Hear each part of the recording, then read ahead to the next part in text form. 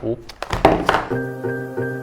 everyone, today we're unboxing the 13-inch MacBook Air with Apple M2 chip, Midnight Color. So I've gotten this recently because I wanted to improve the video editing experience for my videos moving forward. I have been using a 2015 MacBook Air in the past few years. Davinci Resolve is still working, but it's been slowing down. So this is going to help speed things up, and this is going to help improve the whole experience of editing the video. So I've gotten the 8-core CPU and 10-core GPU with 512GB SSD, the one higher than the base. For the rest of the specs of this MacBook Air, you can visit the official Apple website, and I'll jump straight into the unboxing.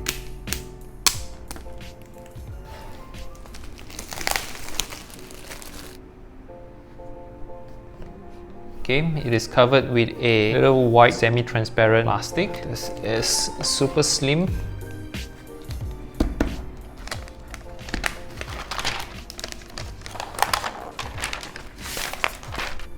Here you go, the brand new MacBook Air with M2 chip, Midnight Color. Okay, I'm going to put it aside first, see what else is in the box. So it comes with the usual Apple info pack, a lot of documents, and yes, famous Apple sticker that comes with all their devices. Charging cable, and it is the same color as the device as well. So it has a very nice touch, making it look more industrial. And you also have the USB-C charging adapter. As you can see, there is one charging port and two Thunderbolt ports on the left side, and on the right side, it is the usual headphone jack. So I'm glad they still kept the headphone jack because I'm still using a very old school headphones for my editing. But since we only have two Thunderbolt ports, I have to get the additional USB-C to USB adapter.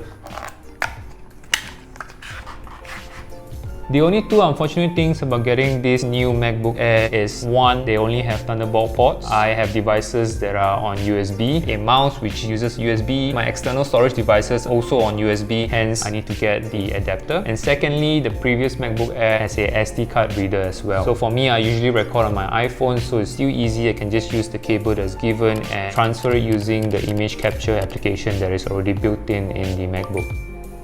It's really sleek, it's really thin, it has some weight into it as well. It lifts up seamlessly without the bottom even lifting.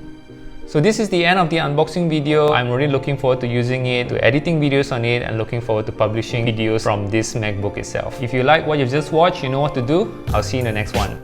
Bye!